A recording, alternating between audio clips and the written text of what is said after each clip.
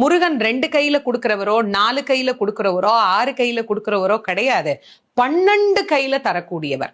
கேட்டவருக்கு கேட்ட வரங்களை அல்ல, நினைத்தவருக்கு நினைத்த வரத்தை விட அதீதமான நலன்களை வாரி வாரி வழங்கக்கூடியவர். அவர் 12 கையில கொடுப்பார், வாங்குறதுக்கு நமக்கு தான் 2 கை பத்தாது. அப்பேற்பட்ட வள்ளலாக விளங்கக்கூடியவர் முருகப்பெருமான். அவர் வள்ளல்னா பக்கத்துல இருக்கிற அம்மா சும்மா கிடையாது, அவள் வள்ளி. இவர் 1 கொடுத்தா அந்த அம்மா 2 கொடுங்கன்னு பாலாம்.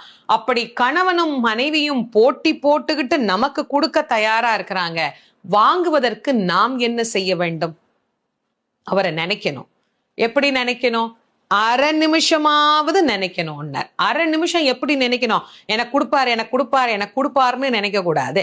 முருகப்பெருமானை உள்ளம் உருகி, அந்த உள்ளம் உருகுகிற போதே நமக்கு அப்படியே கண்களில் இருந்து ஆனந்த கண்ணீர் அப்படியே பெருகும். அந்த கண்ணீர் பெருக முருகப்பெருமானை முழுமையாக ஒரு ஆன்மா சரணாகதி அடைந்து, முருகா நீ எனக்கு என்ன கொடுத்தாலும் சரி, உன் அடியாராக உன் மெய்த்தொண்டராக என்னை நீ ஏற்றுக்கொள் அப்படின்னு அவன் கிட்ட ஒரு விண்ணப்பம் வச்சுட்டு நீங்க இந்த திருப்புகழை சொல்லி பாருங்க, என்னவெல்லாம் கொடுப்பார் அப்படின்னு இந்த திருப்புகழ்லயே அருணகிரியார் சொல்றார். பார்க்கலாம் வாங்க. சரண கமல் ஆலயத்தை